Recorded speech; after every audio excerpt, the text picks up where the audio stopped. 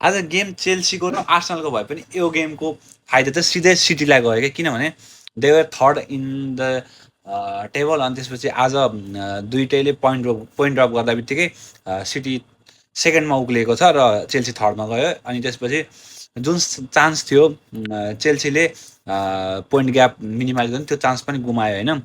अनि गेमको कुरा गर्नुपर्दा चाहिँ होइन, फर्स्ट हाफ चाहिँ मा चाहिँ ठिकै भइरहेको थियो, गेम राम्रै चलिरहेको थियो होइन, दुइटैले राम्रै खेलिरहेको थियो। अनि आउँछ हाम्रो काइसाडाको रेड कार्ड।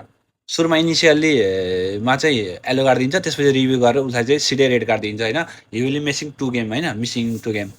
अनि त्यसपछि लागिरहेको थियो अब चेल्सीको गेम तमाम हुनेवाला छ जस्तो लागिरहेको थियो है। अनि फर्स्ट हाफ सकिन्छ, अनि सेकेन्ड हाफ आउँछ। सेकेन्ड हाफको 3rd मिनटमै 48th मिनटमै चालाबाको दामी गोल आउँछ होइन, हेडरमा होइन, रिच जेम्सको क्रसमा चालाबाको दामी गोल आउँछ।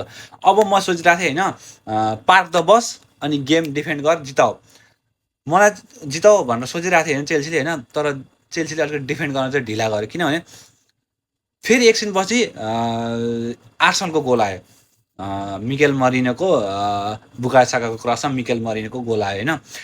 हो त्यसपछि बल्ल चेल्सी चाहिँ अलिक राम्रोसँग डिफेन्ड गर्न लाग्यो। त्योभन्दा अगाडि नै राम्रोसँग डिफेन्ड गरे भए त्यो गोल पनि आउँथेन होला होइन। त्यसपछि बल्ल राम्रोसँग डिफेन्ड गर्न लाग्यो, त्यसपछि चाहिँ गेम गोल स्कोरिङ क्रिएसन त भएको थियो, तर दुइटै किपरले सेभ गर्न सफल भयो होइन।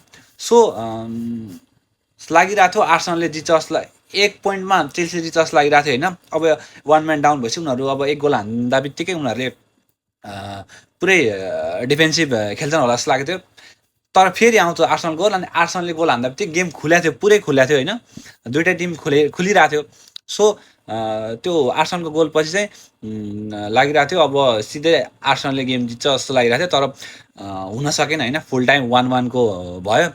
अब त्यो सिधै फाइदा चाहिँ सिटीलाई भयो होइन। अब हेरौँ, अब एकछिनमा फेरि रियलको गेम छ, के हुन्छ लेट्स सी। अनि म चाहन्छु पोइन्ट ड्रप गरोस्। केटाहरू के लाग्छ प्लिज डु कमेन्ट ल। By by.